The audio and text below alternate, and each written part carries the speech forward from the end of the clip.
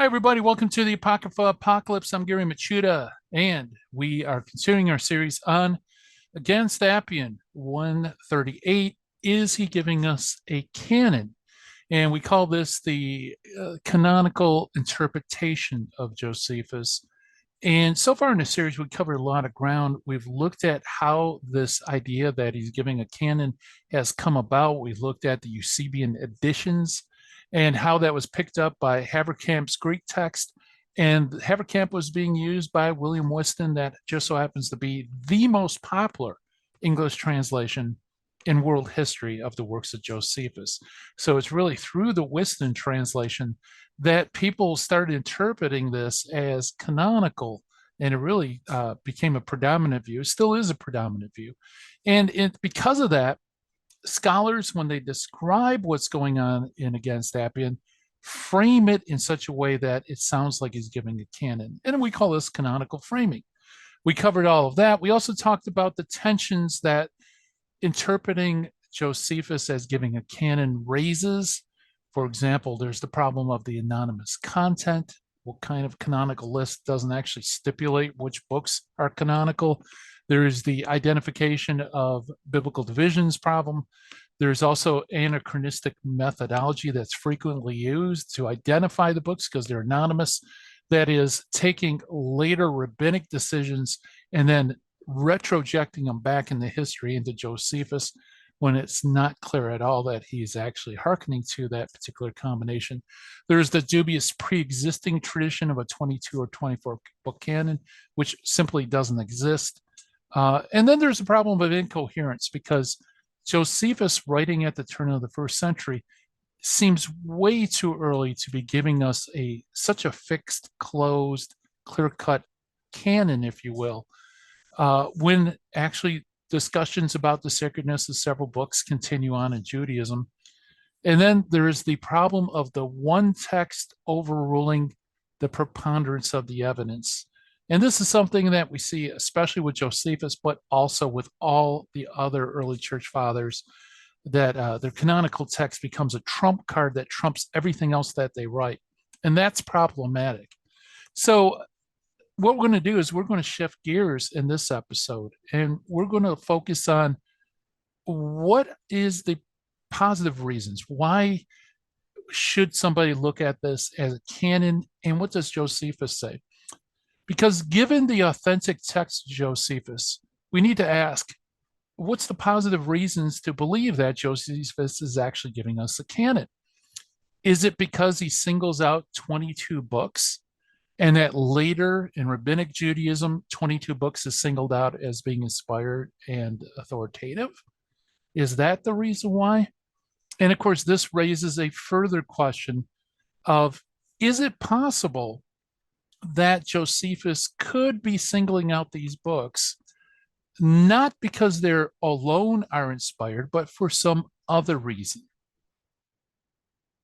Without the Eusebian editions and Whiston and the canonical framing and all the things that we just talked about, I believe it's very possible, but not extremely plausible, that Josephus is doing just that. It just so happens that he singles out this specific number of books for a reason other than that's the full extent of inspired scripture. So that's what we're going to look at in this episode. We're going to take a look at Josephus and what exactly is going on in Against Appian, and what does this tell us about what Josephus is doing with the 22 books. So fasten your seatbelts, folks, because the Apocrypha Apocalypse begins right now.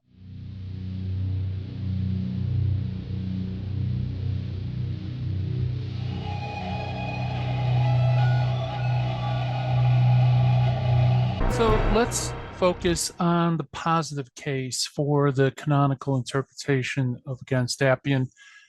And I think one of the main lines of argument in favor of the canonical case is that Josephus seems to be differentiating two different groups. And it's proposed that what he's doing is he's separating the sacred inspired works versus the uninspired work. So, up until this time, we've talked about and discussed various tensions that were raised by the canonical interpretation. But let's turn our attention to the positive arguments, okay?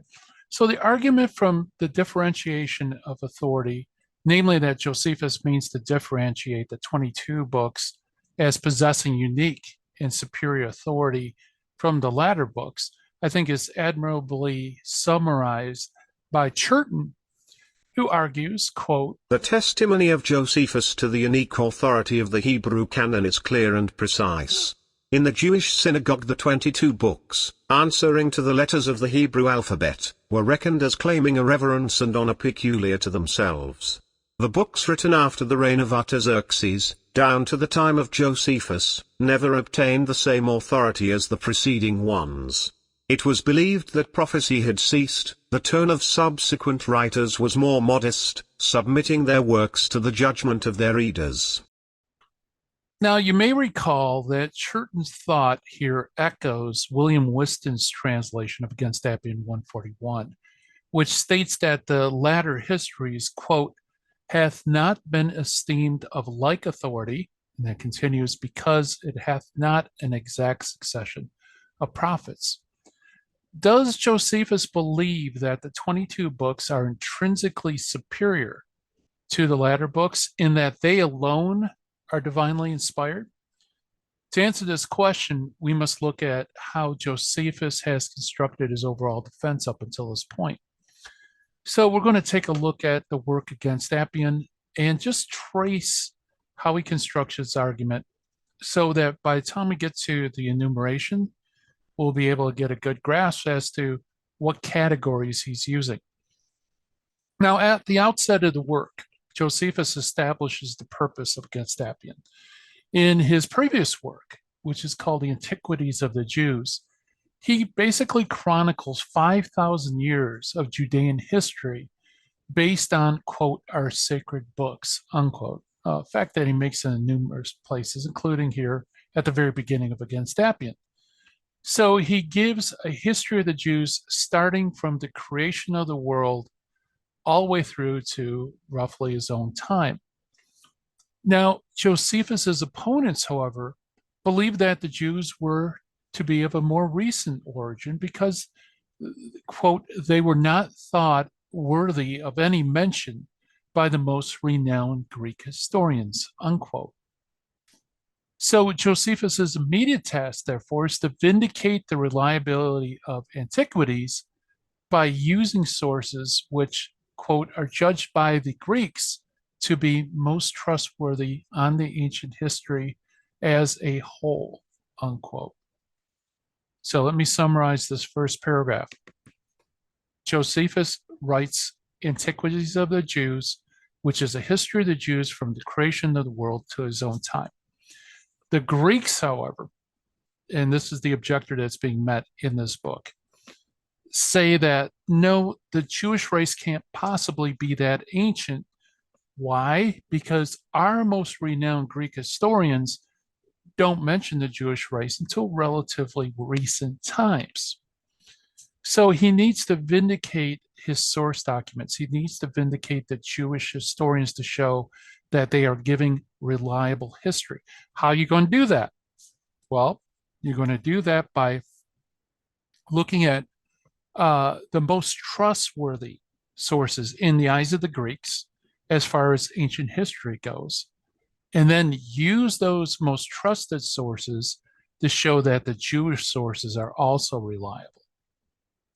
So Josephus begins his defense first by trying to figure out what's the most ancient of Greek sources, and especially the earliest Greek histories. And what this does is it provides a chronological argumentative baseline. So the Greek historians go down to this particular date.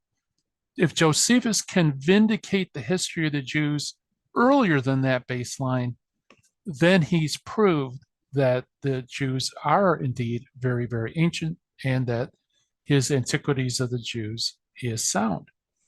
Now, so if he can demonstrate the existence before the baseline date, he's basically won the day, he's vindicated Antiquities. He next examines the practices of the most trustworthy record-keeping cultures, namely the Egyptians, the Chaldeans, and the Phoenicians. And by using the standards of these most trusted cultures in Greek eyes, Josephus will then argue for the inferiority of Greek historiography and ultimately for the superiority of the earliest Judean histories, thus vindicating antiquities. Okay, so he's going to look at what makes these particular cultures, the Egyptians, the Chaldeans, and the Phoenicians, what makes them most trustworthy in the eyes of the Greeks. He's going to show how Greek historiography is inferior to these cultures. And then ultimately, he's going to show how Judean histories are actually superior to these cultures. So what are the marks of superior historiography? What are the things that these cultures do that make them the most trustworthy of cultures? Well, Josephus highlights 5 points, and then possibly 6, but I'm only going to do 5 because I think the 6th point is ultimately based on the other points. And those 6 points are namely that they are ancient, they're continuous, they're comprehensive, they're made by contemporaries, and the process of recording the histories are regulated. Those are the 5 major points that he'll then stake out from here until we get to the point where Josephus starts enumerating the books. So let's go point by point, and I'll show you how he establishes this point, and then he shows how Greek historiography fails to meet that standard. First is ancient. Okay, all these cultures that are named, the Egyptian, the Babylonian, the Phoenician, all of these are extremely ancient. They have an extremely ancient tradition of memorialization. So not just old cultures, but they've been keeping history since the most ancient time, extremely ancient times. And they kept a careful watch over the production of such records. What about Greek historiography? Well, in contrast to these cultures, Josephus characterizes Greek historiography as being the most recent of the Greek literary achievements. The earliest being that of Cadmus the Milesian in the mid-6th century, and Argiv Kouslas in either the 6th or 5th century.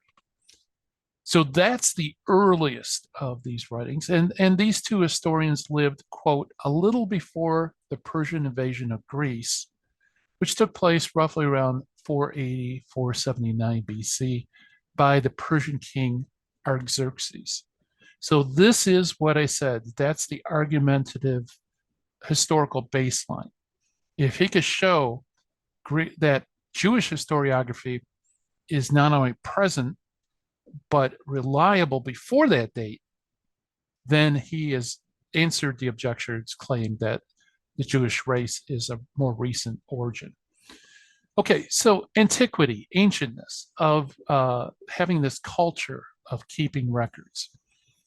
The second facet is continuous. The Egyptians, the Babylonians, the Phoenicians all have, quote, extremely stable tradition of memorialization. And part of this is because they live in locations that are least susceptible to catastrophic weather. And since there's no catastrophes that occur in terms of weather or earthquake, storms, what have you, this allows them to record, quote, continuously in public records, unquote, what happened to them. So that's another reason, is there is a continuous production of historical records within these cultures. And since they're ancient, it's ancient production. Now, in contrast to this are the Greeks. According to Josephus, the Greeks are beset by periodic catastrophic weather, which means, quote, they repeatedly establishing new ways of life, and it continues, and people of each period thought that their time was the beginning of everything. So in other words, a catastrophe will happen, records would be lost, new histories would be made, and these new histories will be made as if it's the beginning of Greek civilization. So it's very discontinuous and choppy. where the Egyptian, the Babylonians, Phoenicians, they lived in areas that really didn't suffer such cataclysms. And therefore, they continuously are producing public records. Now, the third point, comprehensive, is kind of a corollary to it being continuous. Because if you're continuously recording events that happen, then you're going to have a comprehensive account at the end of the day. So the continuous production of contemporary records results in a comprehensive accounts of what took place among them. Makes sense. Josephus expresses this thought in two ways. The Egyptians, Chaldeans, and Phoenicians, and by the way, Babylonian, Chaldeans, just two ways of saying the same thing, endeavored, quote, with great forethought of leaving nothing of what happens among them unrecorded. So with forethought, they wanted to record everything as much as possible. They didn't want to leave anything out. And that their events were, quote, consecrated continuously in public records. And that's from Against Appian 1:9. So Josephus later adds that the Phoenicians also, quote, used writings both in managing daily life, that's ordinary affairs, and for transmitting the memory of public events. Now, again, this is in contrast to Greek historiography. Josephus notes that in contrast to these cultures, where a great forethought to record everything was in place, the Greeks, quote, didn't bother, unquote, to record events, resulting in a, quote, absence of any previously deposited record. So without any previous records, later Greek historians had to fill in the blanks with their own errors and lies, according to Josephus. So since there was not a continuous production of historical records within Greece, there is not a comprehensive history. And so to fill in all these blanks, they had the later historians just basically made fables, lied, and so on and so forth. The next point is that of contemporary recording of events. This is a point that's very close, near to dear to Josephus's heart, really. The Egyptians and the Babylonians recorded what happened to them, and the Phoenicians used writings for managing daily life. In other words, they were recording the events as it happens or shortly after it happens. They were written by contemporaries, those who actually witnessed the events. In fact, later on, Josephus will underscore the importance of contemporary record keeping in defending his own work, because his work on the Jewish wars, he was actually a participant in the wars, and he also did research of other people who participated in order to make his history. And he believes that that is one of the most important features of being a good historian. Now, in sharp contrast to contemporary recording of history, you have the Greeks. Now, according to Josephus, quote, the Greeks who did not bother to create public records of contemporary events, resulting in the absence of records for later historians, like we just mentioned, and Josephus later on writes, for they regard these as stories invented at a whim of their authors, and they are right to think this, even with regard to the older authors, since they see some of their contemporaries daring to write accounts of events at which they were not present and about which they have not troubled to gain information from those who knew the facts, unquote. So you can see here how each of these points establishes a very firm historical record, right? It goes back very, very far. There's this culture of historiography going on in these things. You don't have that in Greece. They're continuously producing and recording records, not so in Greece. Their records are comprehensive. They don't want to leave out anything. They're continuously consecrating public records, not so much in Greece. Then you have contemporary accounts that these are written by people of the own time, that they saw the people, they were able to ascertain information. Again, the Greeks, not at all. The final point is also extremely important, and it's one that Josephus is going to use to pivot to start talking about Judean historiography. And that is that historiography in these cultures were regulated. So the final mark of superior historiography is the composition of histories by a limited select group of people. Histories were, quote, composed by the wisest individuals, Josephus tells us, and the Egyptians and Babylonians, quote, from extremely ancient times, the priest, in the one case, were entrusted with taking care over the records and conducting philosophical inquiry on that basis. So it was either the wisest individuals were history keepers, or they were priests, that they were consecrated priests, that it was their duty to keep these records in these ancient cultures. Not so with Greek historiography. Greek historiography was unregulated. They were written, quote, at a whim, like we just quoted, and, quote, open to anyone to write on their own accord, which results in disagreements, as Josephus notes. Unregulated historiography produces countless historical accounts, which Josephus characterizes as thousands of books or even myriads of books. So for these ancient cultures, they have set number of books that were regulated. They were only written by certain kinds of individuals, the wisest or the priest, that they were written by contemporary authors, so they knew the events that they were recording, that their events are comprehensive because they're continuously recording what goes on even in daily life. And ultimately, they have this ancient tradition that has been going on for a long, long time. In all of these points, Greek historiography fails. And that brings us up to Against Appian 138 and following, when he's going to shift gears and he's going to start talking about the superiority of Judean histories. Now, I want to take my time and work our way through what he says about these histories, because this is basically where the enumeration begins. So we're going to stop the video right here, and this will give you a good chance to review the information.